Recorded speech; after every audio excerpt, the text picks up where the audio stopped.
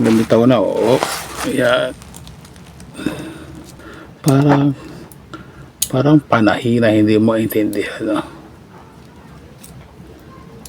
So, hindi naman to bendable.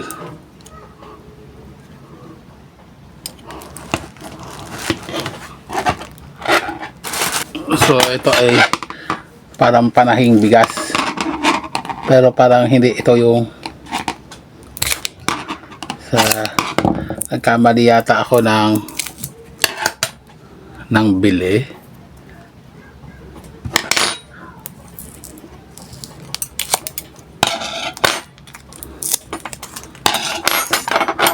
So panahito ng bigas yung mga sako. Pwede din naman ito pang pang guide kung gugustuhin niyo. Pero mas maganda yung flexible guide. So subukan natin to kung pwede natin pang guide sa ganito, yung mga napag-iwanan ba na, alam niyo yung mga sa shorts mo, yung mga natanggal na yan, ito papakita lang natin. Yung mga natanggal ba na tali sa mga shorts. So hanapin natin ngayon yung teka. So, pero kailangan natin muna. I-lock muna natin. Kung yan. So tingnan natin, kaya ba ganito? Meron kasi isa-dip yung bendable. Ito kasi nakuha ko yung hindi. So nagkamali yata ako ng click. So, ilagay natin dyan. Ito yun Yan.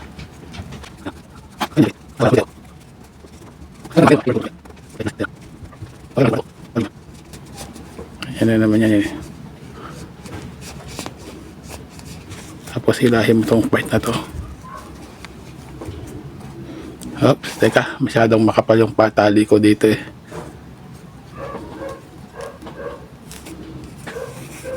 Kasi ang mahirap niya kasi ilusot na lang natin ulit dito. Yan. Para mas manipis yan. Mas manipis. Kailangan kasi manipis lang din para again lusot natin dito.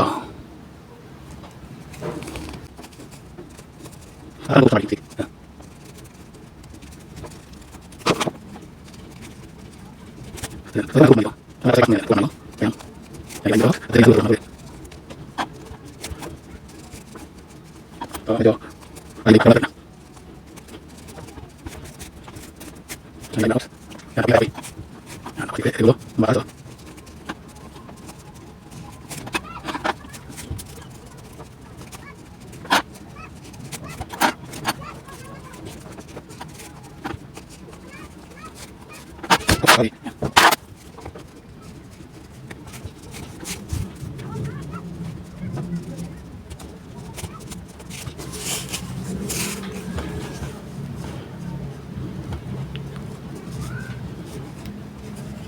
Oops, ito tayo.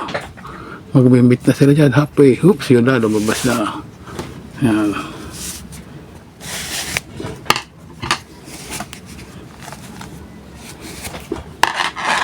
So, handy lang siya. Meaning, kung kailangan, kung madalas mangyari sa inyo to, lalo na itong mga shorts na kasing ganitong detalye, pag nilagay mo sa washing machine, minsan nahihila yung tali. So ayan na. So tali muna natin dito para hindi na siya so then ayusin natin. Yan. So naibalik na. So ito yon, pero actually ginagamit to, alam ko, sa bigas panahi ng sako, bigas ng sako, kung ano man. So ayan, meron pa siya ganun din. Anyway, na-repurpose naman natin pang So meron na itong isa, nakita ko isang spring, nagkamali yata ako ng kuha sa Lazada. Ito ang dumating. Anyway, check ko mamaya kung tama ba ang aking orders against sa dumating. Although for the purpose, nagana naman.